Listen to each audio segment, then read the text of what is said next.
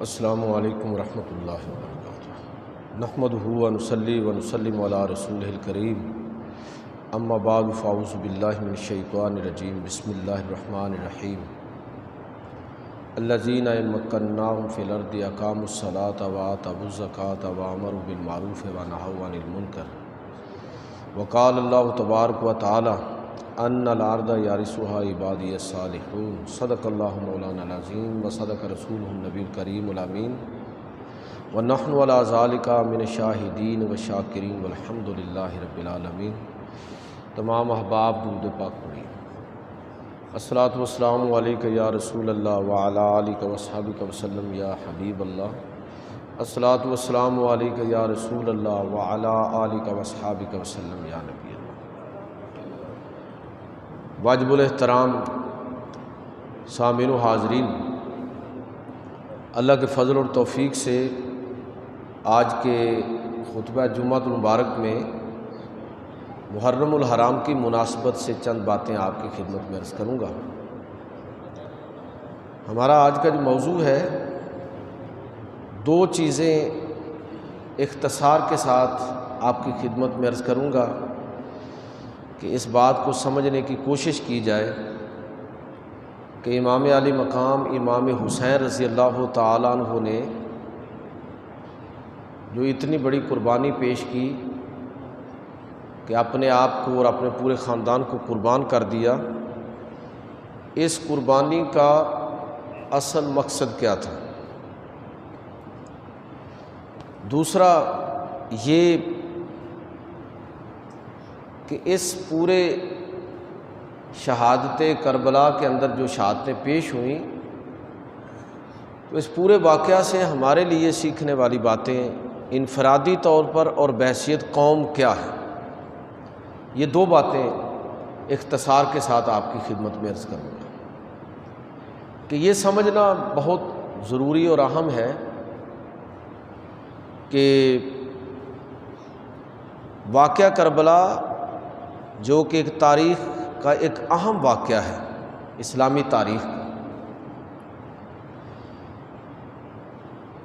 اس کا مقصد کیا تھا؟ جو امام علی مقام امام حسین نے جو شہادت پیش کی، تو اگر وہ چاہتے، پچھلے جمعے بھی میں نے یہی بات عرض کی تھی کہ ہمارا جو یزید کے ساتھ اختلاف ہے وہ یہ ہے کہ اس نے امام علی مقام امام حسین کو کیوں شہید کیا؟ اگر وہ آپ کو شہید نہ کرتا تو ہمارا اس سے کوئی اختلاف نہیں تھا، یعنی جو عمومی ہمارے ہاں اپروچ ہے وہ یہی ہے۔ لیکن جو بات سمجھنے والی ہے وہ یہ ہے کہ تو پھر امام علی مقام امام حسین رضی اللہ تعالیٰ عنہ کے پاس تو یہ آپشن موجود تھا کہ چاہتے تو اپنی جان اور اپنے خاندان کو بچا سکتے تھے۔ اصل میں یزید کے ساتھ جو ہمارا اختلاف ہے، جو ہم اختلاف رکھتے ہیں، وہ اختلاف ایسا نہیں ہے کہ جو بڑا کوئی گہرے غور و فکر اور تدبر پر مبنی ہو۔ اصل میں ہمیں اس اختلاف کو دریافت کرنے کی ضرورت ہے جو امام علی مقام امام حسین کو یزید کے ساتھ تھا۔ ہم جو یزید کے ساتھ ہمارا اختلاف ہے وہ ہمیں یاد ہے کہ چونکہ اس نے امام علی مقام کو شہید کیا اس لیے ہمیں اس سے اختلاف ہے، لیکن وہ اختلاف جو امام حسین کو یزید کے ساتھ تھا اس کی طرف ہماری توجہ ہی نہیں ہے۔ اور یاد رکھیے کہ اگر وہ توجہ نہیں ہوگی تو شہادت کا یہ پورا واقعہ محض تاریخ کا ایک واقعہ بن کے رہ جائے گا، جبکہ تاریخ قوموں کا حافظہ ہوتی ہے۔ یہ سمجھ لیں کہ بالکل ایسے ہی ہے جیسے کوئی شخص یک دم اپنا حافظہ کھو بیٹھے اور اس کو یاد نہ رہے کہ اس کے بہن بھائی کون ہے، رشتہ دار کون ہے، وہ خود کون ہے، وہ سب کچھ بھول جائے، تو دیکھیے کہ ایسے شخص کی اہمیت بالکل ختم ہو جاتی ہے۔ اور اس قوم کی بھی اہمیت ختم ہو جاتی ہے جو اپنی تاریخ کے جو اصل میں قوموں کا حافظہ ہے، جو قوموں کو اپنے حال کو ٹھیک کرنے اور استقبال کو سنوارنے کے کام آتی ہے تاریخ، اگر وہ کرٹیکل اپروچ کے ساتھ اپنی تاریخ کو پڑھے۔ وہ اقبال نے کہا تھا نا کہ یاد عہد رفتہ میری خاک کو اکسیر ہے، میرا ماضی میرے مستقبل کی تفسیر ہے۔ یہ ماضی مستقبل کی تفسیر کب بنتا ہے؟ جب افراد اور قومیں اپنے ماضی کے واقعات کو دیدہ عبرت کے ساتھ دیکھتے ہیں، ان واقعات کے پیچھے چھپی ہوئی حکمتوں کو دریافت کرتے ہیں، مقاصد کو سمجھتے ہیں اور پھر وہاں سے سبق حاصل کرتے ہیں۔ ہم نے بڑے عجیب و غریب سلوک کیا اسلام کے ساتھ اور اسلام کی تاریخ کے ساتھ، یعنی ہم نے دین کو بس رسم و رواج اور واقعات کی جو ظاہری شکل و صورت ہے بس اسے ہی پیش نظر رکھتے ہوئے یہ تصور ہم نے دین کا بنا دیا۔ لہٰذا ہمارے نزدیک نبی صلی اللہ علیہ وسلم کو رسول ماننے کا مطلب 12 دن میلاد النبی کی محفلیں اور خاص ایام کے اندر میلاد النبی منا لینا یہ کافی ہے۔ اور اہل بیت اور امام حسین کے ساتھ عقیدت بس یہی 10 دن کے لیے رونا، افسوس کرنا، نظر و نیاز تقسیم کر دینا، پانی اور دودھ کی سبیلیں لگا لینا یہ کافی ہے۔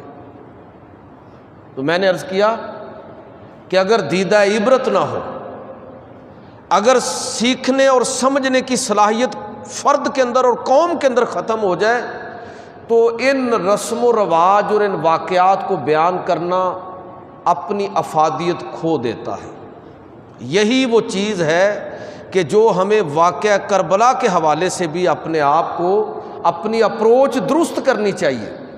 بھئی اگر امام علی مقام امام حسین کو اپنی جان اتنی عزیز تھی تو بچا لیتے،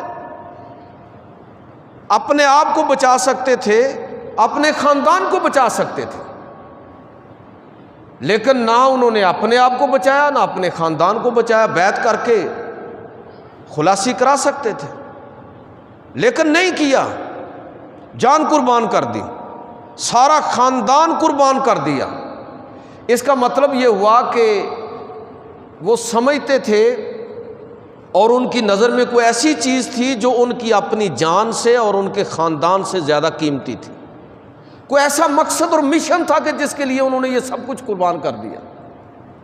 تو پھر لازم ہے کہ اس مقصد اور مشن کو ہم لوگ دریافت کریں، اس کو سمجھنے کی کوشش کریں، اور یہ سمجھ اسی وقت آئے گی، یہ بات اسی وقت ہمیں سمجھ آئے گی جب ہم اپنی تاریخ کو صحیح معنوں میں سمجھ کر دیدہ عبرت کے ساتھ پڑھنے کی کوشش کریں، اخذ کرنے کی کوشش کریں، وہاں سے کچھ چیزیں لینے کی کوشش کریں۔ کیا یہ تاریخی حقیقت نہیں ہے کہ حضرت امیر معاویہ رضی اللہ تعالی عنہ صحابی رسول ہیں، کاتب وحی ہیں، رسول اللہ کے برادر نسبتی ہیں، اور بھی بہت ساری فضیلتیں ہیں ان کی، اور امام حسن کی دستبرداری کے بعد ان کا جو 40 سالہ دور حکمرانی ہے اس میں سے 20 سال وہ ہیں جس میں پوری امت کا ان کی خلافت پر اتفاق ہو گیا۔ یعنی حضرت امیر معاویہ نے کم از کم 20 سال ایسی حکومت کی ہے کہ جس میں ساری امت نے ان کو امیر اور خلیفہ مان لیا، لیکن اس کے باوجود امت ان کو خلفائے راشدین میں شمار نہیں کرتی۔ کیوں؟ یہ بنیادی سوال ہے جو سمجھنے والا ہے۔ یہ سوال اگر ہمیں سمجھ آ جائے تو امام کی قربانی بھی سمجھ آ جائے گی کہ پوری امت یہ سمجھتی ہے کہ امام علی مقام امام حسین رضی اللہ تعالیٰ عنہ باوجود اس کے کہ امیر معاویہ رضی اللہ تعالیٰ عنہ کی خلافت پر امت نے اتفاق کر لیا، لیکن ان کے بعد آپ جو کھڑے ہوئے ہیں یزید کے خلاف، تو ان کا کھڑا ہونا کس مقصد کے لیے تھا؟ تو میرے بھائیو، وہ مقصد بالکل واضح ہے۔ اگر آپ صحیح معنوں میں تاریخ کا مطالعہ تنقیدی نگاہ سے کریں کریٹیکل اپروچ کے ساتھ کریں تو امت کا رویہ ہمیں سمجھ آتا ہے کہ امیر معاویہ اپنی ساری فضیلتوں کے باوجود خلفائے راشدین میں اس وجہ سے شامل نہیں ہے کہ نظام خلافت کی ساری شرائط ان کے اندر موجود ہیں سوائے ایک شرط کے۔ وہ شرط کیا ہے کہ مسلمانوں کی بیعت پہلے ہوگی، اس بیعت کے نتیجے میں اقتدار حاصل ہوگا، نہ کہ پہلے اقتدار اور اقتدار کی چھتری کے نیچے لوگوں سے بیعت لی جائے گی۔ پھر لوگوں کی بیعت بارضا و رغبت نہیں ہوگی، طاقت کے زور پر ہوگی۔ صرف اس ایک معاملے کی وجہ سے امت نے ان کو کہ ان کی خلافت اس طرح منعقد نہیں ہوئی جس طرح خلفائے راشدین کی، لہٰذا وہ خلیفہ راشد نہیں ہے۔ بے شک امت نے ان کی خلافت پر اتفاق کیا اور خاموشی اختیار کی، لیکن ان کو خلفائے راشدین میں شمار نہیں کیا۔ تو امام علی مقام امام حسین رضی اللہ تعالیٰ عنہ حضرت امیر معاویہ کی وفات کے بعد جو ایک معاہدہ تھا امام حسن کے ساتھ وہ ختم ہوا۔ آپ کھڑے ہوئے کس دعوے کے ساتھ؟ اس دعوے کے ساتھ کہ لوگوں کو ان کا حق واپس لوٹایا جائے۔ یہ حق لوگوں کا ہے، عوام الناس کا ہے، عامت المسلمین کا ہے کہ وہ اپنی آزادانہ رائے کے ساتھ جس کو چاہے اپنا امیر اور خلیفہ بنائیں۔ اگر کوئی شخص یہ سمجھتا ہے نا کہ وہ خلافت کا دعویٰ لے کر اٹھے تھے تو بڑے افسوس کی بات ہے۔ خانوادہ نبوت کو آپ انڈر ایسٹیمیٹ کر رہے ہیں اور ثابت نہیں کر سکتے کہ کبھی امام نے یہ دعویٰ کیا ہوا کہ مجھے خلیفہ بنایا جائے، بلکہ ان کا دعویٰ یہ تھا کہ لوگوں کو حق دیا جائے کہ جس کو وہ چاہیں اپنے لیے امیر اور خلیفہ منتخب کریں۔ یہ دعویٰ تھا ان کا۔ تو نہ تو وہ کوئی ذاتی خلافت کے لیے کھڑے ہوئے،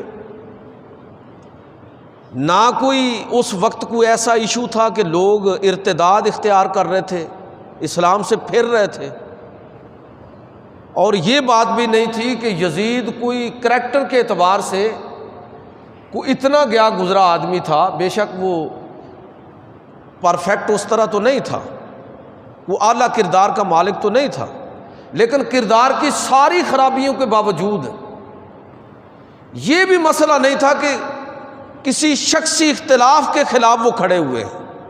اس لیے کہ اگر کوئی شخص کمزور بھی ہو، نظام ٹھیک ہو، تو کمزور شخص بھی زیادہ نقصان نہیں پہنچا سکتا، لیکن اگر نظام غلط ہو تو صحیح آدمی بھی پرفارم نہیں کر سکتا۔ تو امام علی مقام امام حسین رضی اللہ تعالیٰ عنہ اصل میں نظام کے تحفظ کے لیے کھڑے ہوئے ہیں، وہ نظام کے جس کے اندر لوگوں کو آزادی اظہار رائے کا حق حاصل ہے کہ جس کو چاہے خلیفہ بنائے، ایسا نظام کہ جس کے اندر لوگ یہ سمجھتے ہیں کہ بیت المال کے مالک وہ ہیں۔ یہ حکمرانوں کا ثوابدیدی اختیار نہیں ہے کہ جس کو جتنا چاہے نواز دیں، کسی پر خوش ہوں تو اس کے لیے بیت المال قومی خزانے کے دروازے کھول دیں۔ ایسا نظام کہ جس میں عدلیہ سب کے لیے برابر انصاف مہیا کر رہی ہو، ایک ایسا نظام کہ جس کے اندر کسی کو استثناء حاصل نہیں ہے، اگر خلیفہ یا اس کی اولاد یا عام مسلمان سارے کے سارے قانون کی نظر میں بالکل برابر ہیں۔ ایک ایسا نظام کہ جس میں حقوق اور مراتب کے اعتبار سے سارے لوگ برابر ہیں۔ ایک ایسا نظام جس کے تحفظ کے لیے امام کھڑے ہوئے کہ جس میں موروثیت نہیں ہے کہ باپ فوت ہو گیا اس کے بعد بیٹا اور پھر اس کا بیٹا اور اس کا بیٹا، بلکہ ایسا نظام کہ جس کے اندر خالصتاً اہلیت کی بنیاد پر حکومتی عہدے اور ذمہ داریاں لوگوں کے اندر بانٹی جا رہی ہیں۔ میرے بھائیوں، یہ وہ خلافت راشدہ کا نظام ہے کہ جس کے تحفظ کے لیے امام علی مقام امام حسین رضی اللہ تعالیٰ عنہ کھڑے ہوئے۔ تو پہلا نکتہ جو ہمیں سمجھنا چاہیے اور کاش یہ بات ہمیں سمجھ آ جائے کہ نظام کا درست ہونا کتنا ضروری ہے۔ پاکستان کا اس وقت اصل ایشو کیا ہے؟ ہمارا اصل ایشو یہ ہے کہ یہ نظام اپنے اندر وہ صلاحیت نہیں رکھتا کہ جو عام پبلک کے حقوق کا تحفظ کر سکے، عام لوگوں کے حقوق کو محفوظ کر سکے۔ تو یہ نظام کا مسئلہ ہے کہ جو مافیاز کو تحفظ دے رہا ہے، بڑے بڑے بزنس مین اور بڑی بڑی پارٹیاں جو ہیں ان کو تحفظ دے رہا ہے، جو پاکستان کے اندر رہنا چاہتے ہیں، یہاں بزنس کرنا چاہتے ہیں، جن کا جینا مرنا ادھر ہے، ان کے لیے اگر ملازمت ہے تو سب سے زیادہ ٹیکس اس وقت جو صورتحال ہے وہ ملازمین دے رہے ہیں۔ ہمارا یہاں کا لوکل بزنس مین خوفناک حد تک ٹیکس دے رہا ہے۔ یہ نظام یہاں کے رہنے والوں کے لیے کسی صورت میں ان کے حقوق کا تحفظ کرنے والا نہیں ہے۔ میں عرض کر رہا ہوں کہ خلافت راشدہ کا وہ نظام جو عام لوگوں کے حقوق کا محافظ ہے، اس نظام کی بقا اور واپسی کے لیے امام علی مقام امام حسین کھڑے ہوئے۔ ان کا کوئی دعویٰ خلافت نہیں تھا، ان کا دعویٰ یہ تھا کہ یہ لوگوں کو حق دیا جائے کہ وہ جس کو چاہیں اپنا امیر اور خلیفہ منتخب کریں۔ تو میں بات جو کہنا چاہتا ہوں وہ یہ ہے کہ اس اختلاف کو ذرا سمجھنے کی کوشش کریں کہ جو امام علی مقام امام حسین کا یزید کے ساتھ تھا، وہ اختلاف نظام خلافت کا تحفظ تھا، نظام خلافت کی بقا تھی کہ اگر وہ نظام ٹھیک رہے گا تو لوگوں کے حقوق کا تحفظ ہوگا، اگر وہ نظام ڈیمیج ہو جائے گا تو پھر لوگوں کے حقوق کا تحفظ ممکن نہیں ہوگا۔ دوسری چیز جو میں آپ کی خدمت میں عرض کرنا چاہتا ہوں کہ ایک تو ہم اس چیز کو پہچانیں کہ امام علی مقام امام حسین انہوں نے اپنی اور اپنے خاندان کو جو قربان کیا تو ان کی اس قربانی کا مقصد اور بنیادی مشن کیا تھا، اور دوسرا ہم اس چیز کو پہچاننے کی کوشش کریں کہ امام علی مقام امام حسین رضی اللہ تعالیٰ عنہ کی شہادت اور ان کے خاندان کی قربانی کا یہ جو واقعہ پیش آیا ہے، اس واقعے کے اندر ہمارے لیے سیکھنے والی باتیں کیا ہیں؟ کیا محض ایک واقعے کے طور پر سال بہ سال ہم اس کا ذکر کر دیں اور یہ کافی ہے؟ جس طرح کہ ہم بڑا آسان قسم کا اسلام جو ہے نا وہ ہمارے ذہن میں ایک تصور بیٹھا ہوا ہے۔ میرے بھائیوں، ہر دور کے اندر کربلا برپا ہے، ہر دور کے اندر حسینیت اور یزیدیت ایک دوسرے کے ساتھ برسر پیکار ہے۔ یہ میں نے اور آپ نے طے کرنا ہے کہ ہم کس طرف کھڑے ہیں۔ علامہ اقبال رحمۃ اللہ تعالیٰ نے بڑی گہری بات کہی کہ استیزا کار رہا ہے ازل سے تا امروز، چراغ مصطفی سے شرار بولہبی، کہ مارکہ حق و باطل تو ہمیشہ سے برپا ہے۔ اب یہ ہمارا مسئلہ ہے کہ ہم اپنے دور کے اندر اپنے دور کی سچائیوں کو، اپنے دور کی حقیقتوں کو پہچاننے سے انکار کر دیں۔ امام علی مقام امام حسین نے عملی طور پر ہمیں یہ بتایا کہ اپنے دور میں زندہ رہنا اس کے تقاضے اور ہیں اور تاریخ میں زندہ رہنے کے تقاضے اور ہیں۔ تاریخ میں وہی آدمی زندہ رہے گا جو اپنے دور کی یزیدیت کے سامنے حسینیت کا علم بلند کرتے ہوئے کھڑا ہو جائے گا۔ اپنے دور کے اندر جو سچائی اس کے دروازے پر دستک دے رہی ہے وہ اس سچائی کو پہچانے، اس کی آواز کو سنے، اور اگر وہ ایسا کر گزرے گا تو یہ اس دور میں بھی جس میں بھی وہ زندہ ہے اس دور میں حسینیت کے قافلے کے اندر اپنے آپ کو ہر دور کے اندر شریک کرنے کا آدمی اہلیت اور صلاحیت رکھتا ہے۔ یہ ہم اس طرح چیزوں کو دیکھتے نہیں ہیں۔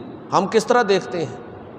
پدرم سلطان لوگ ماضی میں زندہ رہنا چاہتے ہیں، حال میں آنا نہیں چاہتے، مستقبل کی منصوبہ بندی نہیں کرنا چاہتے، بس ہم اسی پر خوش ہیں کہ کاش میں دور پیغمبر میں اٹھایا جاتا، بخدا قدموں میں سرکار کے پایا جاتا۔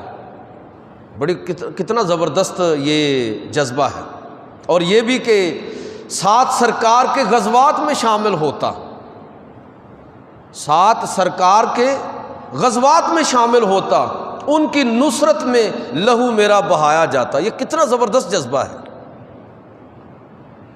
یہ ماضی میں زندہ رہنے کا ایک تصور ہے۔ ماضی سے سبق لیں، حال میں آئیں۔ ماضی کے یزیدوں کو، نمرودوں اور فرعونوں کو ہم چیلنج کرنا چاہتے ہیں کہ اگر میں اس دور میں ہوتا تو یہ کر دیتا۔ پہلے اپنے دور کے یزیدوں کو تو پہچانے، اپنے دور کے نمرودوں اور فرعونوں کو تو پہچانے اور ان کے لیے چیلنج بنے۔ آج بھی میں اور آپ قافلہ حسین میں شامل ہو سکتے ہیں اگر ہم سچائی کے ساتھ کھڑا ہونا اور حق کے ساتھ کھڑا ہونا یہ ہماری سرشت میں شامل ہو جائے۔ سچ کا انکار نہ کریں، حق کو پہچاننے سے انکار نہ کریں۔ جب سچائی خود چل کر ہمارے دروازے پر آ جائے تو اس کو دھدکار کر وہاں سے نکال نہ دیں، بلکہ اس کے ساتھ کھڑا ہونے کی صلاحیت ہمارے اندر ہو۔ تو آج بھی قافلہ حسین اسی طرح رواں دواں ہے۔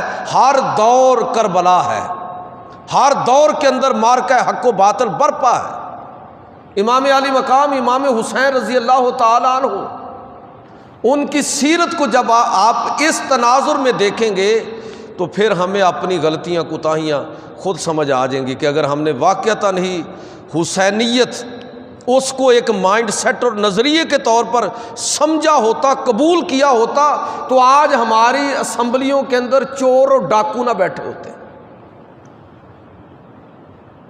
جتنے لٹیرے اور ٹیکس چور اس وقت وہاں پر جمع ہے، یہ وہاں پر جمع نہ ہوتے۔ ہماری قسمت کا فیصلہ کرنے والے ایسے چور اچکے اور لچے قسم کے لوگ یہ نہ وہاں بیٹھے ہوتے۔ یہ کیوں ایسا ہوا ہے کہ ہم حق اور سچ کے ساتھ کھڑا ہونے کی بجائے ہم عصبیتوں کا شکار ہو گئے، ذاتی مقاصد اور ذاتی فوائد یہ ہماری ترجیحات میں آگے ہیں۔ تو لہٰذا میرا کہنے کا مطلب یہ ہے کہ ابن حر کا کردار ہر دور میں زندہ ہو سکتا ہے۔ یہ فلسفہ ہر دور کا فلسفہ ہے اگر اس کردار کے اندر ہم زندہ رہنا چاہتے ہیں۔ یہ کربلا تک محدود نہیں ہے۔ تو یہ امام علی مقام امام حسین رضی اللہ تعالیٰ عنہ، یہ بات ہمیں ان کے پورے واقعے کو پڑھنے کے بعد یہ بات سمجھ آتی ہے۔ یہ بات سمجھ آتی ہے کہ امام علی مقام امام حسین رضی اللہ تعالیٰ عنہ یہ عملی طور پر ہمیں بتا کے اس دنیا سے رخصت ہوئے، یہ قربانی پیش کر کے انہوں نے بتایا کہ سچائی اپنے اظہار کے لیے تعداد کی محتاج نہیں ہوتی۔ سارے پیغمبر ابتدا میں کتنے تھے؟ ایک آدمی کھڑا ہوا ہے اور اس نے حق کی بات کی ہے، اور ایک آدمی سچائی کی طاقت کا، جس آدمی کو صحیح معنوں میں شعور نصیب ہو جاتا ہے وہ جھوٹ کی طرف کبھی جاتا ہی نہیں ہے۔ سچائی بذات خود ایک طاقت ہے، سچائی بذات خود انسان کو ایسی طاقت فراہم کرتی ہے کہ وہ تنہا ہی بہت بڑی اکثریت پر غالب آ جاتا ہے۔ تمام پیغمبروں کی تاریخ یہی ہے۔ امام علی مقام امام حسین رضی اللہ تعالیٰ عنہ آج جس طرح ہم لوگ سوچتے ہیں کہ میں اکیلا کیا کروں گا، یا ہم یہ چند لوگ ہیں ہم کیا کریں گے، اتنی بڑی اکثریت دوسری طرف ہے۔ تو میرے بھائیوں، امام علی مقام امام حسین نے اپنے عمل سے یہ بات ہمیں بتائی ہے کہ اگر آپ سچائی پر ہیں اور آپ کو اس چیز کا شعور مل گیا کہ آپ سچائی پر ہیں، حق پر ہیں، سچ پر ہیں، تو پھر اس بات کی آپ پرواہ نہ کیجئے کہ آپ اکیلے ہیں یا آپ کے ساتھ کوئی اور شامل ہے، اس لیے کہ وہ سچائی الصدق ینجی والکذب یہلک، رسول خدا صلی اللہ علیہ وسلم نے ارشاد فرمایا کہ سچائی انسان کو نجات دینے والی ہے اور جھوٹ اس کو ہلاک کرنے والا ہے۔ یہ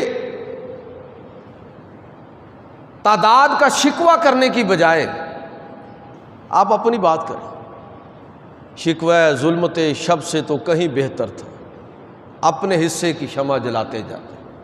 ہم سے صرف یہ پوچھا جائے گا کہ جب وہ موقع یا جب وہ لمحہ آیا، جب وقت قیام تھا، تو ناداں کہیں سجدے میں تو نہیں جا گرے، میں نے اور آپ نے کیا کیا ہے؟ ایسے لمحات افراد کی زندگیوں میں بھی آتے ہیں اور قوموں کی زندگیوں میں بھی آتے ہیں، اور رائے عامہ اتنی طاقتور ہے کہ اگر لوگ شعوری طور پر سچائی کے ساتھ کھڑا ہونا سیکھ لیں۔ وہ یزید کے بارے میں کہا جاتا ہے نا کہ پھر اس کو رائے عامہ کا اس درجے خوف ہوا کہ اس نے واقعہ کربلا کی ساری ذمہ داری ابن زیاد پر ڈالنے کی کوشش کی کہ میں نے تو یہ نہیں چاہا تھا، اگرچہ اس کی یہ کوشش ناکام ہوئی، لیکن میں جو بات کہنا چاہتا ہوں کہ رائے عامہ یہ بذات خود ایک طاقت ہے، تو یہ چیز بھی ہمیں سیکھنے کی ضرورت ہے،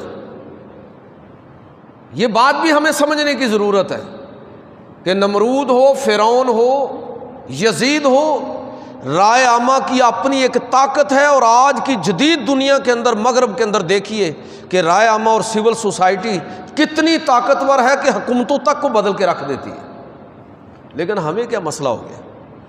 آپ دیکھ لیں، اللہ تعالیٰ ہمیں معاف فرمائے کہ یہاں پر ہماری سوچ اپروچ دین کے معاملے میں بھی جس طرح میں عرض کر رہا ہوں، عجیب و غریب قسم کا تصور ہے۔ جب وہ باتیں روٹین سے ہٹ کر لوگوں سے کی جاتی ہیں تو لوگ اجنبیت کا شکار ہو جاتے ہیں کہ جی ممبر سے اس طرح کی باتیں بھی ہمیں سننے کے لیے ملیں گی، اس لیے کہ وہ بات روٹین سے ہٹ کر سال ہا سال سے ہم وہی باتیں سن رہے ہیں۔ ہم نے تو اس طرح کیا ہے کہ ہم نے مسجدوں میں لکھ کے لگا دیا ہے کہ یہاں پر سیاسی گفتگو کرنا منع ہے، ریاست اور اس کے معاملات کے ساتھ اور اس پر تنقید یہ محراب اور مسجد اور ممبر کا موضوع ہی نہیں ہے۔ بھائی کیوں موضوع نہیں ہے؟ ہمارے ہاں تو دین اور دنیا کی جدائی کا کوئی تصور ہی نہیں ہے۔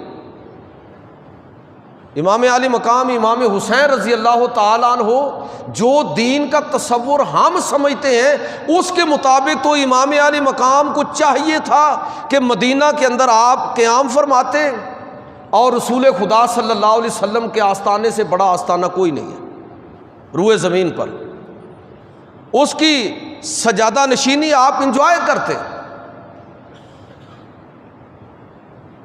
یزید تو لکھ کے دینے کے لیے تیار تھا کہ جو بھی آپ کے مطالبات ہیں بغیر کسی گفتگو کے سارے قبول ہیں، صرف آپ بیعت کر لیں، باقی سارے جو مطالبے آپ کے پورے ہوں گے۔ تو پھر دیکھنے والی بات یہ ہے کہ وہ ساری کی ساری چیزیں امام علی مقام امام حسین رضی اللہ تعالیٰ عنہ نے چھوڑ دی۔ یہ آپ کا یہ رویہ اور انداز یہ مذہبی رہنماؤں کے لیے بھی سوچنے والی بات ہے۔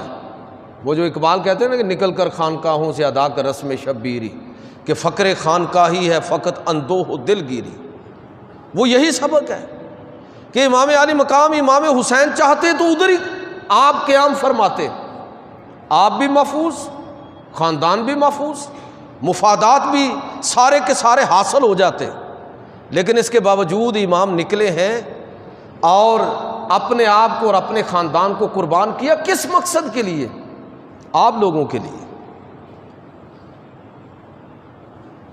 میں اکثر ایک جملہ دہراتا ہوں کہ امام علی مقام امام حسین رضی اللہ تعالیٰ عنہ وہ شخص ہیں کہ جو آزادی اظہار رائے کا حق تھا لوگوں کا، اس حق کے تحفظ کے لیے کھڑے ہوئے کہ لوگوں کا یہ حق ہے، کہ جس کو چاہے وہ اپنا خلیفہ اور امیر بنائے، یہ لوگوں کا حق ہے، کوئی زبردستی ان کا امیر اور خلیفہ نہیں بن سکتا۔ تو آپ دیکھیے کہ یہ حق جس کے لیے امام کھڑے ہوئے، آج اس حق کی کس طرح آپ کے اپنے ملک کے اندر پامالی ہو رہی ہے کہ لوگوں کا حق، ان کی رائے کا احترام کس درجے ہے، اور کیا رائے عامہ اتنی مضبوط ہے کہ اگر ان کے حق کو پامال کیا جائے تو لوگ اس کے خلاف کھڑے ہو جائیں، لوگ اس کے خلاف اٹھ کھڑے ہوں۔ افسوس کہ یہ چیز کمزور ہوئی، پیچھے رہ گئی۔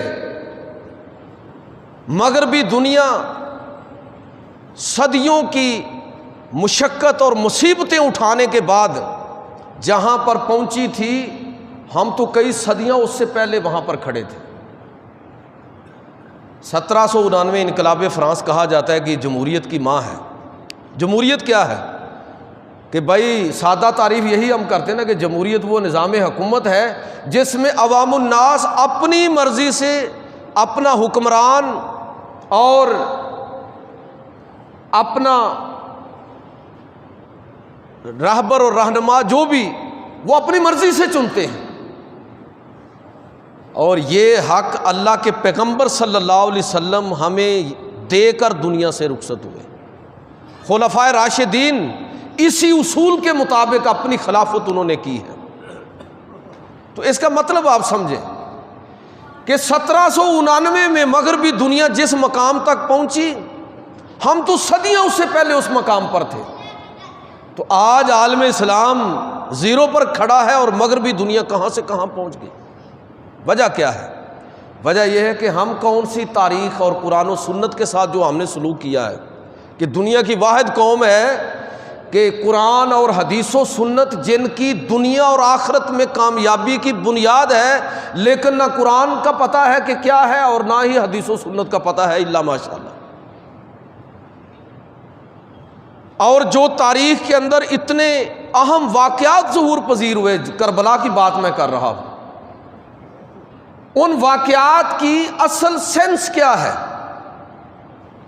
اصل سبق کیا ہے، وہاں سے وہ چیزیں بطور واقعے کے آپ ذکر کر کے آگے گزر جائیں گے۔ جو چیز سیکھنی تھی، سمجھنی تھی، بس آپ نے حضور سے محبت 12 دن میلاد النبی ربیع الاول شریف، اور اہل بیت سے اور امام حسین سے محبت 10 دن کا رونا، نظر و نیاز اور بعض مجلس منعقد کر لینا، بس بات ختم ہو گئی۔ تو پھر جو ایسی قوموں کا انجام ہوتا ہے، ہم بدقسمتی سے اس انجام سے دوچار ہیں۔ وہ سمجھنے کی ضرورت ہے کہ امام علی مقام امام حسین رضی اللہ تعالیٰ عنہ جہاں پر انہوں نے ہمیں کھڑا کیا اور قربانی پیش کی، امت کو شعور دیا، اس شعور کو میرے بھائیوں دوبارہ دریافت کریں۔ یہ بات انہوں نے ہمیں بتائی، مذہبی رہنماؤں کے لیے سیکھنے اور سمجھنے والی بات کہ مسلمانوں کا مذہبی رہنما، ان کا قائد اور وہی ان کا سیاسی رہنما ہوگا، وہ شخص ہوگا جو اپنے ذاتی مفادات کو قربان کر کے اجتماعی معاملات اور اجتماعی مفادات کے لیے قربانی پیش کرے۔ امام علی مقام امام حسین اپنے مفادات اگر چاہتے تو بچا سکتے تھے، اپنے خاندان کو بچا سکتے تھے، مدینہ کی گدی کو انجوائے کر سکتے تھے، لیکن سب کچھ قربان کر دیا لوگوں کے اجتماعی مفادات کے لیے۔ لہٰذا وہ پیر قابل مذمت ہے جو صرف لوگوں کے نذرانوں پر جس کی نظر ہے اور اپنے ذاتی مفادات ہیں، بس۔ وہ مذہبی رہنما قابل تنقید ہے جس کے پیش نظر لوگوں کے اندر فرقہ واریت پھیلا کے اور حصوں میں تقسیم کر کے، امت کے حصے بکھرے کر کے، وہ اپنے مفادات کا تحفظ کر رہا ہے، اپنے معاملات سیدھے کر رہا ہے۔ امام علی مقام امام حسین یہ سکھا اور بتا کے گئے کہ تمہارا مذہبی رہنما کس طرح کا ہونا چاہیے۔ آج کل تو کوئی بندہ فرقہ وارانہ ماحول سے ہٹ کر بات کرے تو لوگوں کو لگتا ہے کہ یہ کسی نئے مذہب کی دعوت دے رہا ہے، یہ آدمی کسی نئے مسلک کی بنیاد رکھ رہا ہے۔ اس لیے کہ مسلکیت اور اس عصبیت سے ہٹ کر لوگوں کی سوچ ہی منجمد ہو گئی ہے۔ نتیجہ اس کا ہمارے سامنے ہے کہ ہم یہ ساری چیزیں بالکل سطحی انداز میں دیکھتے ہیں اور سوچتے ہیں۔ یہ بات بھی ہمیں امام علی مقام امام حسین رضی اللہ تعالیٰ عنہ کی شہادت کے پورے واقعے سے سمجھنے کی ضرورت ہے کہ امت کا اصل فریضہ اور منصب کیا تھا کہ اس مشن کو یاد رکھتے، اس مقصد کو یاد رکھتے جس کے لیے سب کچھ قربان کر دیا گیا۔ کدھر گیا وہ مقصد؟